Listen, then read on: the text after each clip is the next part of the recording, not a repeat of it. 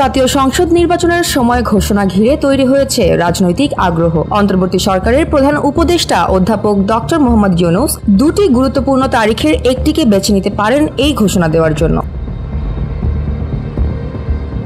সরকারি সূত্র জানাচ্ছে 5ই অগস্ট অর্থাৎ ছাত্র জনতার অভ্যুত্থানে শেখ হাসিনার পতনের দিন অথবা 8ই অগস্ট ডক্টর ইউনূসের দায়িত্ব গ্রহণের দিন, এই দুটি তারিখের মধ্যে একটি দিন তিনি নির্বাচনের সময় ঘোষণা করতে পারেন। জাতীয় ঐকমত্য কমিশন ইতোমধ্যে একাধিক রাজনৈতিক দলের নেতাদের সঙ্গে তারিখ ও সময়সীমা নিয়ে আলোচনা করেছে, যদিও এখনো নির্দিষ্ট দিনক্ষণ চূড়ান্ত হয়নি।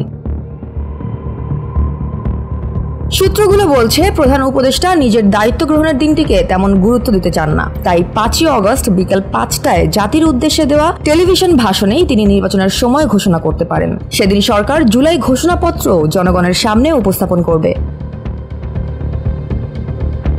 ঘোষণার পর প্রধান উপদেষ্টা নির্বাচন কমিশনকে জাতীয় নির্বাচনের তফসিল ঘোষণার আহ্বান জানাবেন। এর আগে 26শে জুলাই রাজনৈতিক দলগুলোর সঙ্গে বৈঠকে ডক্টর ইউনূস বলেছিলেন খুব শীঘ্রই নির্বাচনের তারিখ ঘোষণা করা হবে।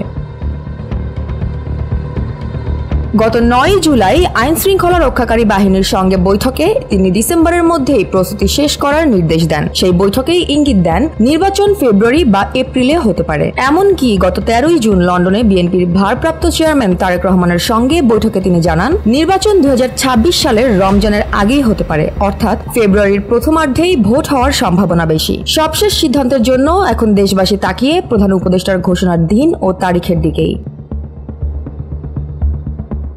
Jaya Hasan, NPB news.